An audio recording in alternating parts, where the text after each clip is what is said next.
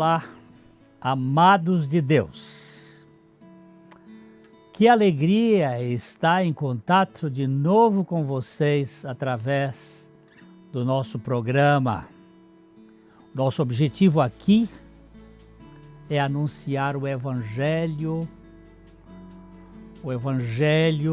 de Deus, o Evangelho das insondáveis riquezas de Cristo, o Deus que se fez carne, que se fez gente, que habitou entre nós e que por meio de sua graça Ele vem habitar em nós. Isto é maravilhoso.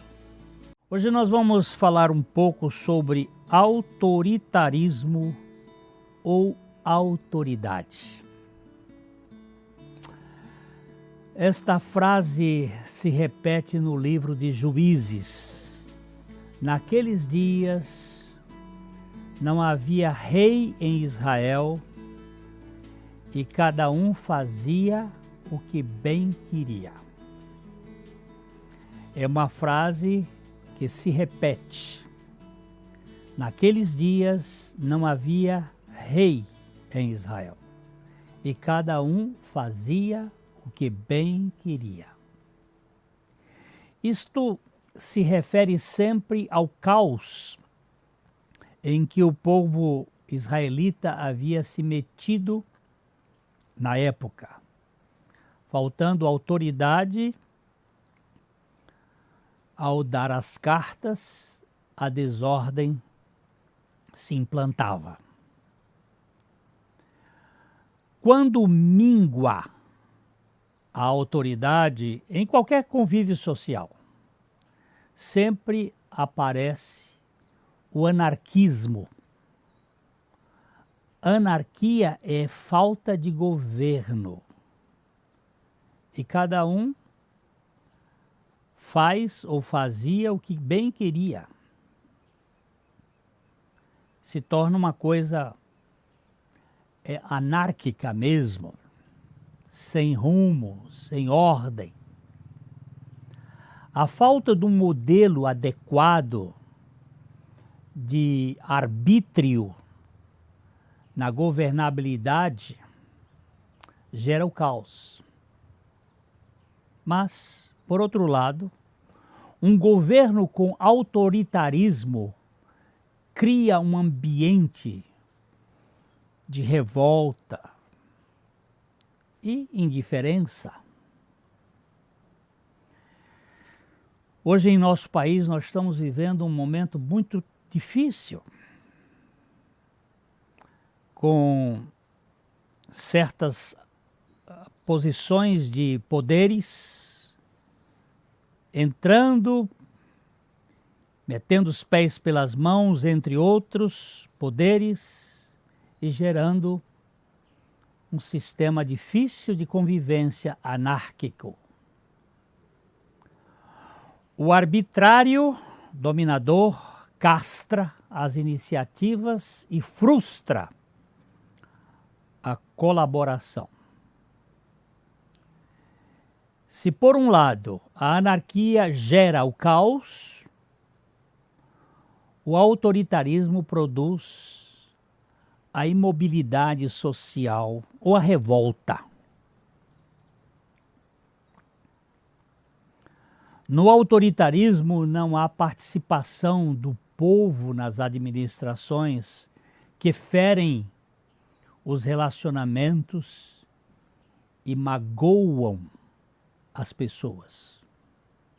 Todo o sistema despótico, ditatorial, é um sistema que castra as pessoas, tira as iniciativas e produz uma sensação de muita falta de sentido. Ter autoridade não significa ser autoritário. Ser uma pessoa firme não quer dizer que é intransigente. Jesus tinha autoridade, mas também tinha sensibilidade. Quando ele falava, as multidões diziam, ele não fala como os escribas e fariseus, mas fala com autoridade. Ele nunca foi despótico e também nunca promoveu a anarquia. Nós precisamos de rei, sim, mas jamais de déspota. Nós precisamos de um governo que seja firme, tanto no Estado como na igreja, mas não absolutista. Não um governo que toma as rédeas de tudo, que não delega, que não produz uma ação com outros. A igreja nunca irá bem sem dirigentes capazes, muito menos com chefes autocráticos. Equilibrar a autoridade com a solidariedade é fundamental. Nós precisamos dessas duas realidades sendo parceiras. Alguém disse que a igreja não é uma democracia na qual escolhemos a Deus, mas é uma teocracia na qual Ele nos escolheu. Todavia, o seu governo nunca será de ditadura autocrática. Quando vemos a igreja com donos, nós somos a comunidade dos eleitos de Deus que elegem os seus líderes para a regência, seja segundo a ética do reino de Jesus e a etiqueta da nobreza celestial. Nós precisamos de pessoas que exerçam esta função dentro do conceito administrativo de qualquer comunidade eclesial. A igreja não é uma sociedade do mundo, é uma sociedade de Deus. No mundo é preciso ser governada pelos princípios de Deus e nunca pelas normas do mundo. Nós precisamos disto. A igreja é organismo vivo que tem organização, mas não deve ser comparada com uma organização do sistema deste mundo que precisa funcionar pelas leis de mercado. Com grande certeza podemos depender de Deus quanto à segurança de sua igreja. Não temos medo quando Deus está nas rédeas da igreja através dos dons espirituais em vidas comprometidas com as coisas de Deus. A missão da igreja é a pregação do evangelho aos não alcançados e a edificação dos regenerados para a glória da Trindade e jamais para o entretenimento dos insatisfeitos. Mesmo porque ninguém pode satisfazer o insatisfeito. Ele está sempre procurando pelo em ovo e criticando tudo e sendo inconstante na sua própria avaliação. Não é da alçada da igreja se manter em projetos que visam apenas o deleite das pessoas no mundo, mas o prazer naquilo que se projeta tanto aqui como pela eternidade. O prazer das coisas eternas e permanentes. E nós precisamos desta ordem. A única consideração válida para a igreja em qualquer época deve ser aquilo que serve ao Evangelho, sua credibilidade, seu aprofundamento, sua propagação, seja na evangelização, seja na ação social, seja na educação ou em qualquer atividade, promovendo a mensagem do Evangelho e a edificação das pessoas.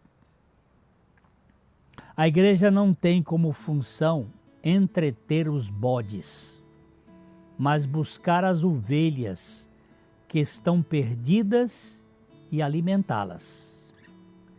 Este é o projeto da igreja.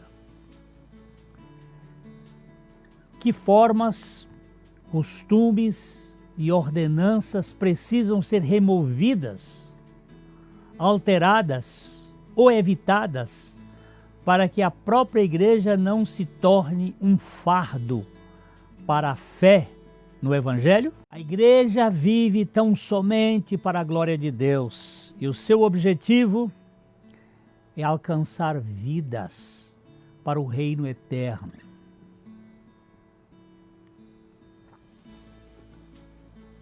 Todo o seu investimento tem como alvo a salvação do maior número de pessoas, segundo a eleição da graça para o louvor da glória do Cordeiro.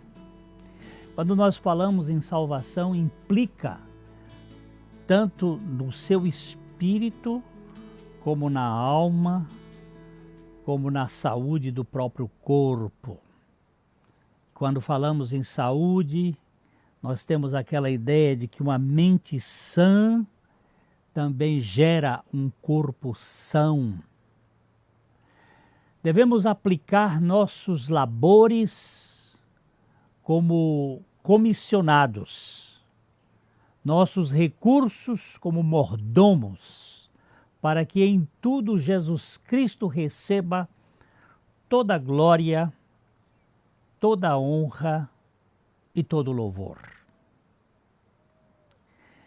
Nesse programa, estou respondendo algumas perguntas dos nossos ouvintes.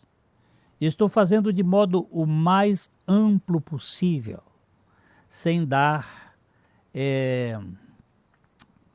sentido da pessoalidade. São questões sobre governo das igrejas, sobre os programas e sobre as mensagens. Como a igreja deve ser governada, o que fazer e o que pregar. Já falei um pouco sobre a governabilidade, um pouco sobre o programa, que deve ser essencialmente para a propagação do Evangelho e da edificação das ovelhas e o atendimento às pessoas. Tanto na proclamação, como na edificação e na educação, há elementos de ação social que visam o cuidado com os mais carentes, com os necessitados, e nós devemos nos empenhar para trabalhar nessas áreas e sermos parte da solução. Todas as grandes virtudes trazem a marca registrada da abnegação. Nós fomos salvos para adorar a Deus e servir os outros segundo os nossos dons e talentos. Dons são dados por Deus e talentos são aptidões que Deus nos deu de forma natural. Os dons são sempre sobrenaturais. Os talentos são naturais. E à medida que a pessoa morre para o eu, ela cresce em sua vida diante de Deus em um serviço em prol dos outros, sejam nos seus talentos como em seus dons. Nós carecemos da autoridade do Espírito Santo e jamais do autoritarismo para a governabilidade da igreja, para o serviço aos outros e para a pregação do Evangelho da graça de Deus. Antes de falar algo sobre a pregação, deixe-me dizer um pouco mais sobre os programas. O centro da igreja é o trono de Deus e não o auditório. Nós nos reunimos não para nos entreter, mas para adorar. E a partir daí, servirmos os outros, sairmos para servir os outros. Na primeira tentação, Jesus diz ao Satanás: ao Senhor teu Deus adorarás, e só a Ele darás culto. Ao Senhor teu Deus adorarás. Ou como dizem outras versões, só a Ele servirás. Isto pode significar que quando servimos ao nosso próximo, estamos de fato servindo a Deus. Estamos sendo instrumentos de Deus neste mundo. O governo da igreja, da verdadeira igreja de Cristo, é o governo de Deus. Os programas desta igreja são voltados para a glória de Deus e a mensagem para a proclamação do Evangelho de Deus. Não para proclamações políticas. Quando eu falo aqui políticas no sentido partidário e coisas que simplesmente são para projeções pessoais, Jesus falou aos seus discípulos em Marcos capítulo 16, verso 15. Disse-lhes: ide por todo o mundo e pregai o evangelho a toda criatura. Pregar o quê? O evangelho. E o que é evangelho? A boa notícia, a boa nova de libertação que vem da morte e ressurreição de Jesus. Que notícia boa é esta? É que Jesus nos incluiu nele e que fomos batizados nele para morrermos e ressuscitarmos juntamente com ele. A palavra batizar no grego é como você pegar uma roupa e jogar dentro de uma tina onde está ali a pintura, a tinta, e você vai tingir aquela roupa. Ela é batizada, e quando ela sai dali daquela tina onde estava a tinta, ela sai impregnada daquela cor. Ela foi batizada, e nós fomos batizados em Cristo, fomos batizados na sua morte. Nós recebemos este batismo por meio do Espírito Santo e ganhamos esta revelação pela palavra. O apóstolo Paulo foi muito preciso em Romanos, no capítulo 6, nos versos de 3 a 7, ele diz: ou porventura ignorais que todos nós que fomos batizados em Cristo Jesus, fomos batizados na sua morte? Batizados em Cristo Jesus, não tem um pingo d'água aqui, batizados em Cristo Jesus. Fomos, pois, sepultados com ele na morte pelo batismo, para que, como Cristo foi ressuscitado dentre os mortos para a glória do Pai, assim também andemos nós em novidade de vida. Por quê? Se fomos unidos com ele na semelhança da sua morte, certamente o seremos também na semelhança da sua ressurreição. Sabendo isto, sabendo o quê? Que foi crucificado com ele o nosso velho homem, para que o corpo do pecado seja destruído e não sirvamos o pecado como escravo. Porquanto quem morreu está justificado do pecado.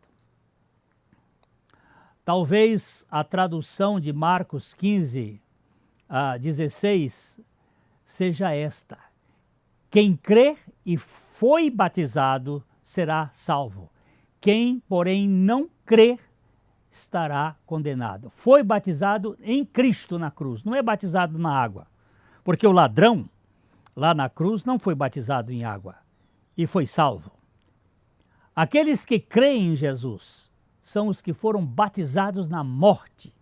E esta é a mensagem capaz de nos libertar do autoritarismo e do programa autocentrado do entretenimento. Aqueles que conhecem o grande e terno coração de Jeová certamente serão levados a negar seus próprios amores para participar da expressão do seu amor.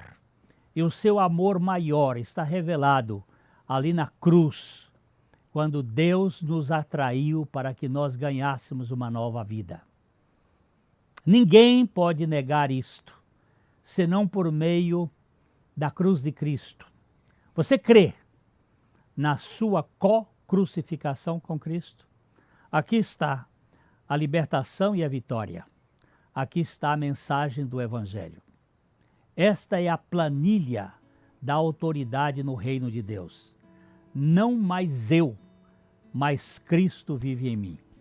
E esta é a mensagem que nós queremos transmitir a você neste programa, para que Jesus Cristo seja a expressão da sua vida. Dizemos isto de coração para coração, na expectativa de que possamos nos encontrar, se o Senhor assim o quiser, num próximo programa para a glória dele. Amém.